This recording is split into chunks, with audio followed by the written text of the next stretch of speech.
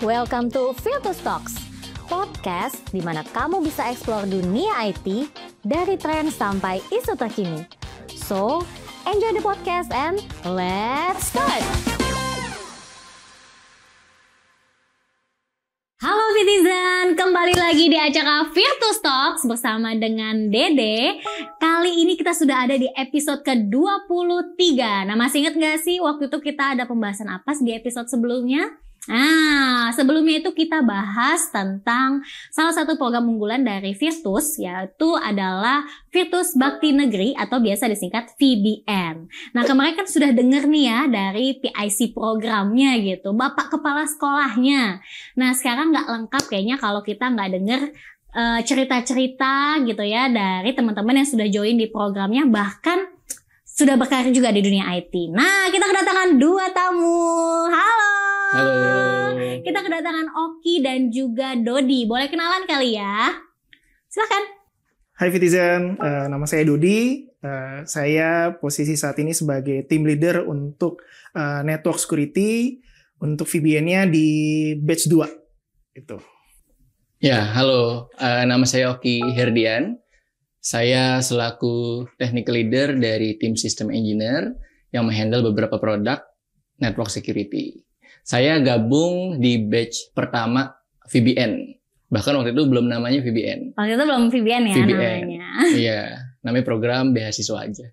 Oke, jadi dari batch 1 nih ya. Batch paling pertama. Batch pertama, iya. Batch 2. Nah, kurang apa lagi nih udah.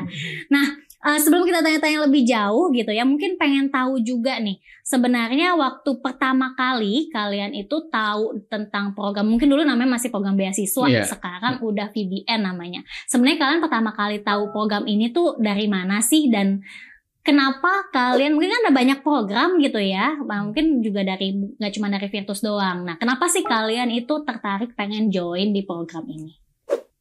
Boleh dong cerita-cerita. Iya. Mungkin saya dari dulu ya. Siapa? Oki dulu, boleh.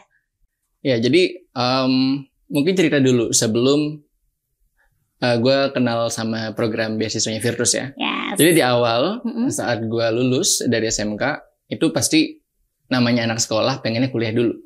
Betul. Dan pada saat itu jujur nyari beasiswa juga di salah satu sekolah tinggi di daerah Jakarta atau Tangerang gitu. Tapi pada saat itu unfortunately di tahun gue lulus itu mereka nggak buka. Alhasil harus memutuskan, oh ternyata jalur di beasiswa kuliah itu nggak ada. Alhasil gue cari, oh ya udah, akhirnya gue kerja aja, mencari untuk kerja. Tapi ruang lingkup di Tangerang, di mana gue dulu lulusan di Tangerang ya, itu kerjaan IT itu sedikit. Mungkin jadi teknisi di toko servis komputer atau IT support di pabrik-pabrik.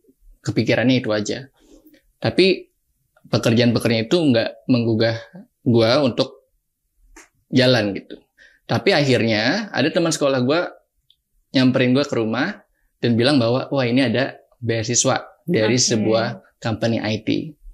Di mana di situ dikasih kerja plus dikasih beasiswa juga. Jadi gue dapat dua-duanya. Beasiswa kuliah iya, beasiswa kerja juga iya. Jadi kurang lebih seperti itu sih. Berarti taunya waktu itu malah disamperin ke rumah ya? Betul, disamperin ke rumah sama temen sekolah. Oke, berarti dapat 2 kerja sama kuliah. Nah, kalau Dodi? Kalau gue sendiri gini, mungkin tadi pemikiran Oki anak SMK lulus mau kuliah, tapi beda. Kalau gue sendiri memang ngambil jurusan sekolah SMK itu untuk langsung kerja. Jadi memang awal tuh nggak kepikiran kuliah gitu. Udah mau cari duit ya? Betul. Baru setelah itu kuliah. Iya, tetap ujung-ujungnya kuliah gitu. Nah, akhirnya waktu itu jadi sebenarnya peluang ini tuh ada dari kepala sekolah kita. Nah, dulu kepala sekolah di Bogor, lulusan gue dari Bogor, itu mantan dari salah satu SMK negeri juga di Bogor. Nah, sebelumnya kebetulan itu di batch-nya Oki juga dari Bogor, namanya Mas Ilham gitu. Saat ini juga masih di Virtus dan jadi technical leader juga gitu. Nah, dari sekolah itu dibukalah jalan. Di sini ada salah satu lowongan nih dicari untuk dulu juga kita belum tahu gitu.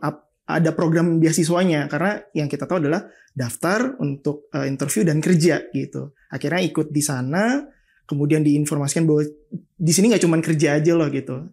ternyata setelah bekerja pun dapat beasiswa gitu. Jadi ya tanpa diduga juga akhirnya kerja juga dan kuliah juga bisa jalan juga sama kayak Oki gitu. Oke, berarti yang ditangkap juga salah satunya adalah kalian dari luar Jakarta ya. Walaupun Betul. Jabodetabek, satu Tangerang, betul. satu Bogor. Benar. Jadi kalau kemarin ngobrol sama Dwi itu juga nggak cuman dari di Jabodetabek, tapi juga sekarang udah sampai ke luar Jakarta gitu ibaratnya.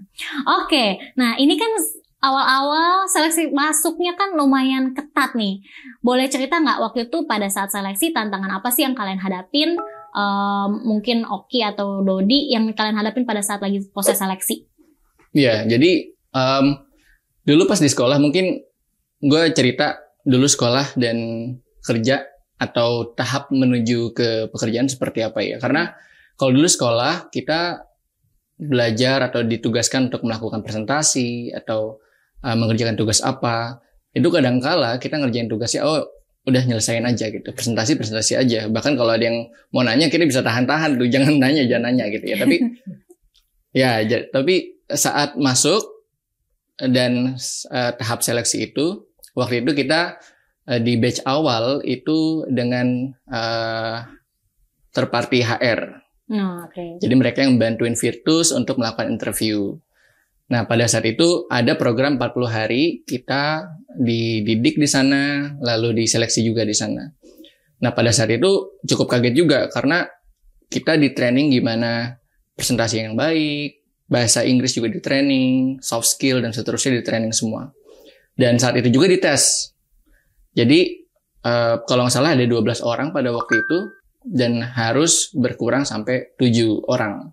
Jadi memang kita harus bekerja keras di sana sebisa mungkin apa yang kita terima itu yang kita bisa show ke Virtus gitu. Jadi kurang lebih seperti itu sih. Oke. Ya. Jadi kurang lebih sama. Karena memang prosesnya juga melewati hal yang sama. Batch 1 sama batch 2 berarti masih sama persis. Karena kalau di setelah-setelahnya kan ada improvement lagi gitu ya. Berarti batch 1 batch 2 proses seleksinya sama. Betul. Oke, tadi kan waktu pas seleksi aja udah kaget, ya kan? Ada kaget-kagetnya lah gitu.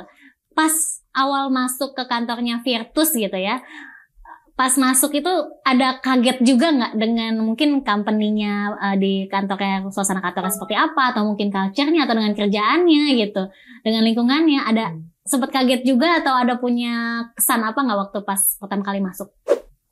Untuk pertama kali masuk, jujur karena kan nggak expect ya bisa kerja di ibu kota gitu, dari luar daerah, dari luar Jakarta, terus kerja di kantor, di gedung gitu, ya agak kaget sih gitu.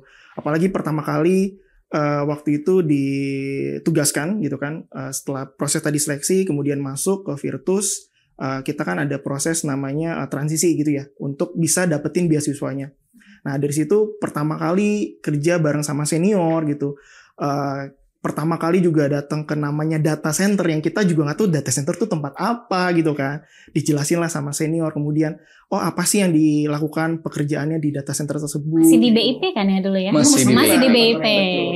Suasana kantor, kemudian banyak senior gitu kan. Kita juga bisa belajar dari senior gitu. Tadi pertama kali datang ke data center, kemudian data centernya jauh gitu, nggak di Jakarta juga, di luar daerah waktu itu. Kan banyak data center di luar.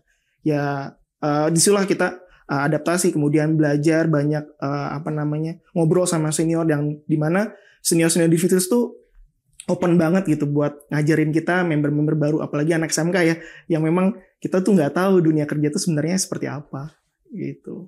Iya, bahkan di awal kita nggak tahu sistem engineer itu apa. Iya. Kita di hire dengan role system engineer, bahkan kita nggak tahu sistem engineer itu apa. Jadi pas masuk masih belum tahu apa sih nih gitu ya, job role-nya, title-nya. Kita tahu bahwa ini pekerjaan IT, mengarah ke IT, tapi sistem engineer itu apa kita bahkan nggak tahu gitu. Jadi di awal pasti ada ketakutan sendiri. Taunya teknis lah ya. Ya, taunya IT support yang handling laptop, PC rusak kayak gitu kan kita tahu. Ya pekerjaan yang sebenarnya yang kita belajar dari waktu sekolah dulu gitu kan. Iya, dan ada ketakutan di mana gue bisa nggak nih? Gue nggak tahu nih sistem engineer apa, gue bisa lakuin atau enggak. Tapi kagetnya pas di Virtus, semuanya environment-nya sangat mendukung gitu. Dari leadernya, dari seniornya, badinya, dan lain-lain. Jadi sebenarnya kita nggak perlu takut pada saat itu gitu. Iya. Plus juga, kita sebagai anak sekolah, waktu itu ya anak SMK, kita juga ada ketakutan juga ya, bahwa apakah ini akan sama dengan apa yang kita lakukan di sekolah gitu ya. Jadi mindset di sekolah itu sangat berbeda dengan apa yang kita lakukan di profesional, di pekerjaan gitu ya. Contohnya misalkan di sekolah tadi seperti yang saya bilang juga bahwa ini kalau ada tugas kerjain, nggak perlu mementingkan informasinya itu nyampe atau enggak, apa yang kita sampaikan itu dimengerti atau enggak. Tapi kalau di dunia kerja, di profesional, poinnya adalah informasi itu harus di-deliver dengan baik. Lalu apa yang kita mau jual, apa yang kita mau sampaikan itu tersampaikan dengan baik. Misalkan kita mau implementasikan sesuatu, kita mau mengerjakan sesuatu, apakah nanti customer-nya itu bisa menerima atau puas atau tidak, atau problem yang mereka punya itu tersolve atau tidak gitu. Oke. Ya, jadi kurang lebih ya perubahan mindset itu yang terjadi saat jadi sekolah, mengalami itu jadi ada perubahan mindsetnya juga ya. Yang mungkin betul. Kalau nggak ikut programnya nggak dapet tuh ada momen perubahan mindset itu ya. Oke, ini kan tadi lo berdua kan ngomong soal proses transisi. Nah sebenarnya gue penasaran aja sih, waktu pas di proses transisi itu challenging nggak, atau mungkin lo nemuin kayak kendala, atau mungkin kayak boleh cerita juga perjuangan selama kalian berdua itu di proses transisi itu seperti apa sih? Pusing banget? Aman-aman aja? Ya sebenarnya ketika proses transisi itu ya tadi ya awalnya pusing gitu kan, kita yang baru pertama kali ke dunia kerja, kemudian nggak tahu apa yang harus kita lakukan gitu kan. Tapi ya baik lagi dengan tadi di awal kita mau ngejar beasiswanya, karena kan memang ini masih proses seleksi juga, belum artinya sudah pasti dapat beasiswa. Dimana kita juga harus ngejar ke sana kan, kita tunjukin performance apa yang kita bisa lakukan gitu. Jadi senior ngajak kemana kita ikut gitu, kemudian senior ngajarin ABC ya kita juga pelajarin gitu, mencoba hal-hal baru, kemudian knowledge baru lagi gitu, skill baru lagi untuk bisa ngejar dan bisa show ke manajemen bahwa kita tuh layak loh dapat beasiswa. Kayak Anda gitu. Layak dapat bintang, bukan ya? Anda layak dapat beasiswa. Betul. Okay. Jadi nggak cuman kerja aja, tapi juga kita di situ untuk nunjukin bahwa kita layak dan bisa dapat beasiswa. Keren. Oke. Ya, buat anak lulusan SMK pasti pada waktu itu ya 2013, 2014 itu selalu di underestimate, karena di dunia kerja pada waktu itu anak SMK nggak bisa apa gitu ya. Mungkin baru lulusan S1 aja orang masih bisa nggak nih ya? Gitu. Iya, ini itu aja apalagi SMK. Jadi memang pada awal transisi itu, apalagi di batch-nya kita, terus selalu ada orang-orang yang underestimate kita. Sehingga kita juga merasa turun mentalnya. Nah, gimana caranya nih saat transisi, itu kita bisa mendapat body yang oke, leader yang juga membantu kita, sehingga mental kita terus naik. Nah pada saat itu juga kita selalu dibekali belajar terus, yang mana mungkin bagi anak-anak yang baru masuk atau lulusan SMK yang baru masuk, ini kenapa gue belajar terus, tapi sebenarnya pada saat itu kita dikasih bekal agar nanti saat ke customer itu sudah mature, sudah bisa menjawab, ngobrol lebih enak lagi dengan customer gitu sih. Aduh, Taki. Menyentuh banget sih kalau buat gue. Jadi bukan cuman ini doang, tapi juga ada sisi secara mentalnya juga kayak wah dianggap apa, mungkin memotivasi diri juga ya buat betul. Buat bisa ngejar atau bisa nunjukin juga ke orang-orang. Penasaran, kita nih yang kerja di IT aja, yang memang cuman kerja aja, itu kan waktunya udah kayak kejar tayang ya guys ya, gitu kan ya, pagi malam gitu ya, kadang pagi sore gitu ya, pagi-pagi salah. Nah penasaran aja, gimana caranya kalian bagi waktu dengan pekerjaan yang mungkin kalau lagi padat-padatnya gitu ya, lagi dikejar kerjaan, tapi juga kalian lagi dikejar kuliah. Pembagian waktunya di tempat kalian tuh kayak gimana? Siapa? Oki dulu atau Doi? Ya, jadi dulu saya kuliahnya itu offline. Jadi secara waktu sangat padat sekali. Jadi saya kerja sampai jam 5 atau jam 6 sore. Saya jam 7 atau jam setengah 7 itu harus sudah sampai di kampus. Jadi sangat padat. Nah, apa yang kita bisa lakukan pada saat itu adalah set prioritas. Prioritas mana yang kita akan prioritaskan terlebih dahulu. Apakah kerjaan, kuliah, main game, atau seperti apa gitu ya. Maka tadi prioritas itu harus kita tekankan dan kita diskusikan juga ke leader. Jadi ketika ada misalkan, oh ini pekerjaan yang harus dilakukan, lalu ternyata ada bentrok juga dengan kuliah, kita harus bisa koordinasi terus-menerus sama leader. Apakah ada yang bisa backup, sebaiknya seperti apa, manage waktunya, dan seterusnya. Saya percaya kalau di setiap tim itu ada teamworknya, sehingga kalaupun kita nggak bisa datang di pekerjaan itu, kita harus kuliah, pasti ada yang membackup. Jadi tips dari saya adalah sebisa mungkin apapun yang kita lakukan di kerjaan ataupun di kuliah selalu diobrolin ke leadernya kita gitu. Jadi saya percaya leader itu bisa juga memberikan arahan untuk kita. Oke, sekarang udah jadi leader berarti udah melakukan hal yang sama juga.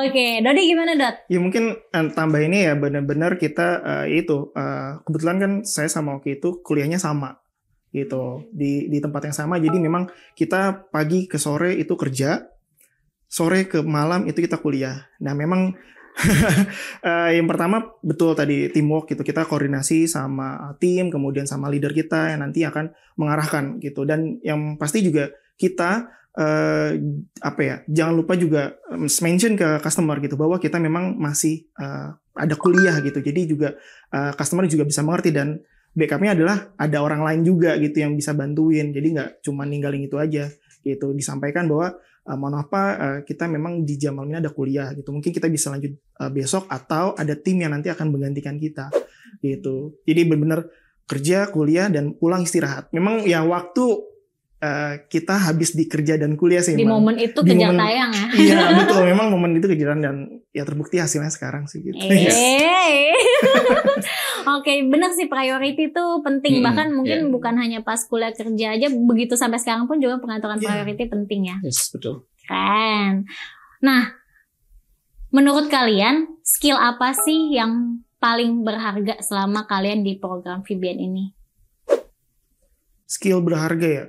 Oke. Gue dulu jawab ya, Ci. Jadi kalau misalkan yang berharga gitu, yang skill, yang pertama yang tadi yang benar-benar kita dibentuk dari awal waktu training terkait dengan soft skill, kemudian tadi presentasi, communication skill gitu kan, bahasa Inggrisnya kita dilatih juga, gimana time management juga gitu kan, gimana ngatur jadwalnya, bahkan waktu training pun kita cara membalas email yang baik dan benar tuh juga diajarin gitu. Itu yang memang sekarang kan dipakai juga, jadi nggak cuma balas email kayak chat WhatsApp gitu doang, tapi ada strukturnya, apa yang perlu kita sampaikan, kemudian presentasi supaya kita bisa present informasi yang bisa ditangkap oleh audiens kita dengan baik dan benar gitu. Kemudian skill yang di sekolah paling belajar cuma itu aja, tapi ketika masuk ke dunia kerja menambah lagi skillnya gitu kan, terkait dengan knowledge produk, ternyata IT itu nggak cuma itu aja loh, banyak banget dunia IT yang perlu kita pelajarin. Kayak gitu sih. Luas ya, luas ada banget, aja ada gitu. aja. Mungkin kalau tahu yang ini belum tahu tuh area sebelah sana. Semua orang nyebutnya IT itu luas, gengs gitu ya. Oke. Ya sebenarnya mirip-mirip dengan Dodi. Tambahannya mungkin adalah mungkin kita di sekolah diajarin presentasi, kita sekolah diajarin bahasa Inggris dan seterusnya, tapi goalnya itu kita nggak tahu. Ini kita presentasi buat apa, kita bahasa Inggris buat apa, tapi di dunia kerja, sekarang di Virtus, kita tahu goalnya untuk apa. Oh, presentasi untuk memberikan informasi, bahasa Inggris kita bisa berkomunikasi secara lebih luas lagi dengan prinsipal misalkan, dengan support dan seterusnya. Gitu sih. Mantap. Penasaran? Kan kalian berarti dari tahun berapa? 2013. 2014 akhir. 2013. Oh, udah ya. 2013 Pertanyaannya adalah, sepanjang program ada nggak yang momen yang menurut lo itu berkesan selama lo ikutin program VBN? Iya. Berkesan sebenarnya banyak banget momen berkesan ketika kerja di Virtus dan jadi member VBN gitu kan. Yang paling berkesan itu adalah pertama kali dapet, ya sebenarnya waktu itu di challenge lah sama leader waktu itu Pak Wisnu. Pak Wisnu ada salah satu requirement dari principal bahwa engineer-nya harus punya sertifikasi level expert gitu. Memang prosesnya dari associate, professional, dan expert. Nah waktu itu kebetulan di challenge untuk Dodi mau nggak ambil untuk ini. Ya, sertifikasi ya? Sertifikasi waktu itu 2014, 2017 lah. Nah, proses itu sebenarnya udah setahun sebelumnya, jadi 2015 akhir itu udah mulai. Jadi ngambil yang associate dulu, kemudian profesional, kemudian yang expertnya. Di mana pada saat dan tahun tersebut itu belum banyak yang punya sertifikat level tertinggi saat itu. Nah, saat itu juga training sama bapak-bapak. Waktu itu masih belum bapak-bapak ya. Sebelum itu belum. Jadi waktu itu training juga sama teman-teman dari partner, dari distri lain yang udah berpengalaman, udah lebih dulu gitu kan. Memang sudah bapak-bapak semua waktu itu. Jadi paling muda kali jadi. Iya, paling muda. Jadi yang anak-anak SMK perkenalan dari mana? Dari lulusan SMK, dari Virtus gitu. Oh gitu ya, join training dan akhirnya goalsnya di 2017 itu bisa lulus dapat sertifikat tersebut gitu. Jadi yang salah satunya saat itu yang punya di Virtus dan diklaim juga prinsipal the youngest certification level. Wow. Yang punya gitu. Paling muda kali paling juga. Muda. Iya, Catat waktu itu paling muda. Waktu itu. Memang kalau udah ngomongin sertifikasinya teknikal tuh udah mantap banget. Oke. Ya kalau berbicara soal momen banyak sih. Gue momen-momen yang teringat selalu gitu ya. Karena milestone-nya panjang ya. Ya, dan karena masa dewasa gue tuh di Virtus memang. Asik. Boleh dong lagi tadi kalimatnya. Ya jadi umur 17-18 sudah masuk ke Virtus. Sampai sekarang. Sekarang umur 30. Jangan, gue mau bilang jangan disebut. Ya. Ya jadi kayak momen pertama kali naik pesawat. Momen pertama kali keluar kota jauh. Momen pertama kali keluar pulau. Momen pertama kali keluar negeri itu semua di Virtus. Mantap. Jadi banyak momen yang memang selalu teringat yang adanya di Virtus gitu. Plus juga momen-momen di kerjaan. Di tahun 2017 dan 2019 itu alhamdulillah saya dapat dinobatkan sebagai dulu Sophos Sales Engineer Indonesia. Jadi ya itu top ya. Ini bahasanya apa? Ininya awardnya? Best Sales Engineer Indonesia Engineer. Di 2017 dan 2019. Naik ke panggung nggak sih itu? Ya, ya begitulah. Oke. Dan itu yang gue banggakan juga gitu. Dan pada waktu itu di tahun 2019 gue juga dinobatkan sebagai the best system engineer juga di Virtus. Pada waktu itu namanya first class engineer. Itu juga menjadi momen yang itu tuh masih kuliah nggak sih apa udah selesai? Itu kayak baru selesai. Sudah selesai, tapi baru selesai. Baru selesai 2018 kan kayaknya. 2018 itu gue lulus. 2017 tadi dapat Best Sales Engineer Sophos. 2019 juga dapat. 2019 itu juga dapat First Class Engineer di Virtus. Guys, bayangin udah kuliah, selesai kuliah langsung dapat award. Kurang muda apa lagi? Oke. Tadi kan sempat ngomong kayak lu ada sempat trip-trip gitu ya. Kalian tadi sempat ikut trip-trip juga kan dari Virtus? Sempat. Udah pernah kemana aja dan paling jauh kemana?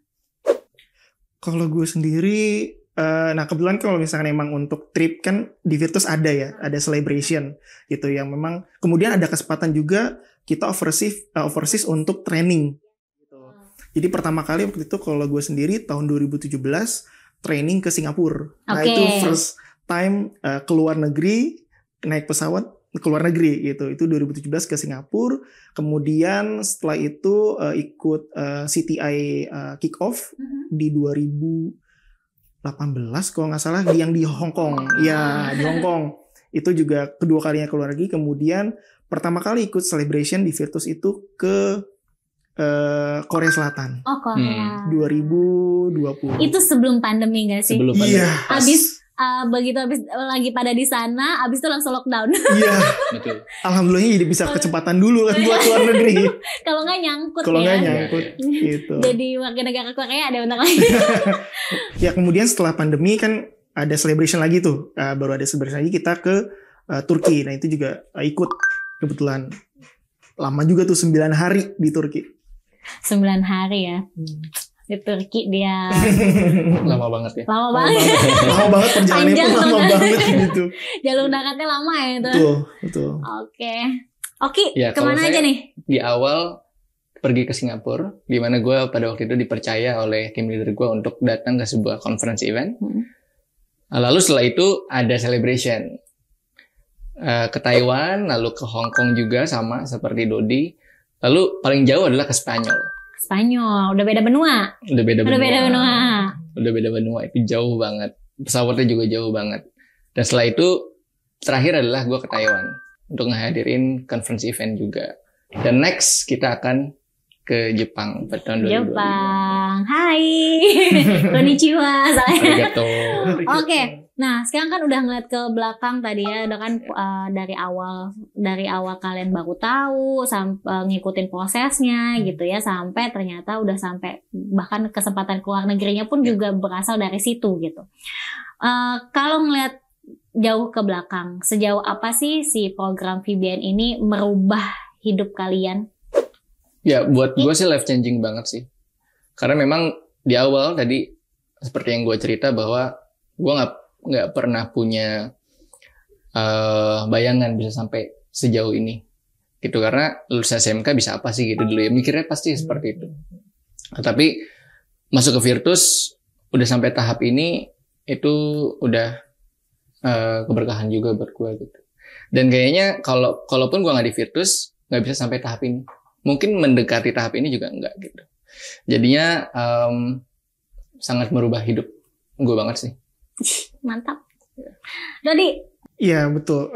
Merubah hidup betul ya. Kita muda, masih muda juga sampai sekarang. Ups. Remaja sampai nikah juga pas di Virtus gitu kan.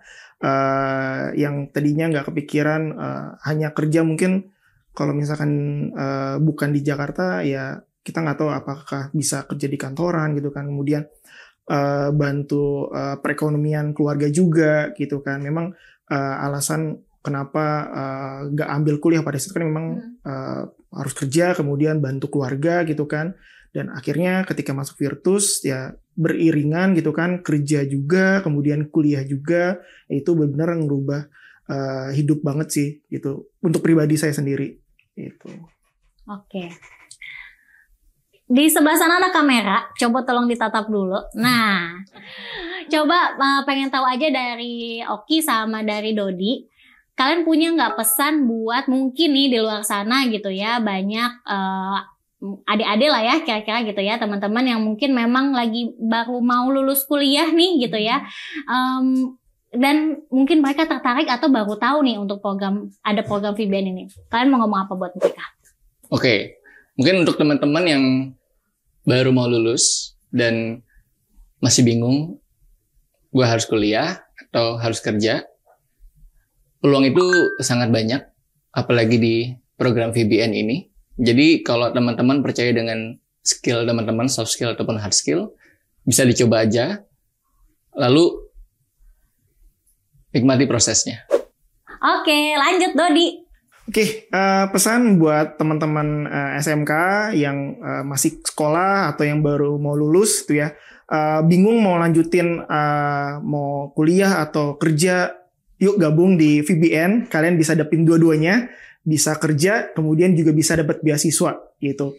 Kalian memang pede dengan skill kalian, kemudian kalian juga pengen menyalurkan bakat kalian di dunia IT, kenal lebih dalam dengan IT, kemudian bisa tahu wawasan lebih luas lagi tentang IT, bisa gabung ke programnya Virtus di VBN, bisa berkembang juga seperti kita, gitu kan, dari segi jenjang karir, itu juga bisa kalian rasakan, kemudian nikmatin prosesnya, semua yang tadi kita sampaikan itu adalah memang prosesnya, dan kalian bisa lalui, dan hasilnya ya bisa kalian nikmati juga nanti.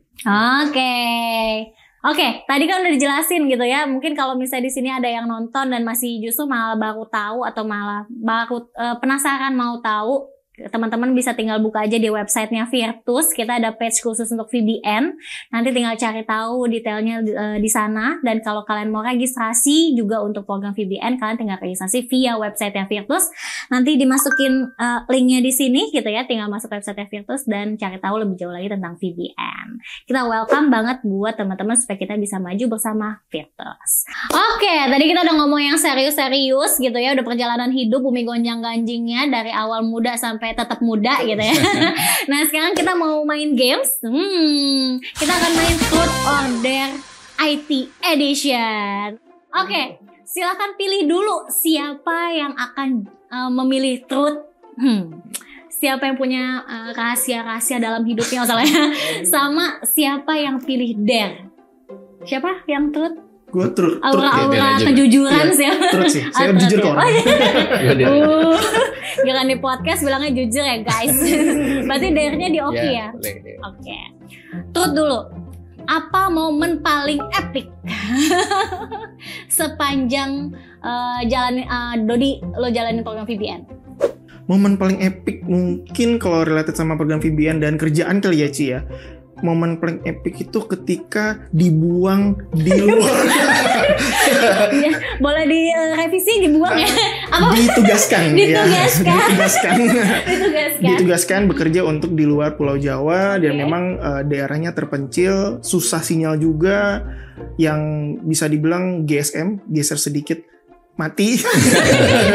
Ya jadi benar-benar geser sedikit mati sinyalnya dan sendiri ke sana dipercaya sama partner dan internal untuk bisa bantu refreshment perangkat IT di daerah. Waktu itu di Star project pertambangan lah ya, yang mana pertambangan kan di daerah Kalimantan, hutan-hutan jauh dari perkotaan. Makanya tadi sinyalnya hilang-hilangan ya. Iya, hilang-hilangan gitu. Anak IT sinyal hilang-hilangan.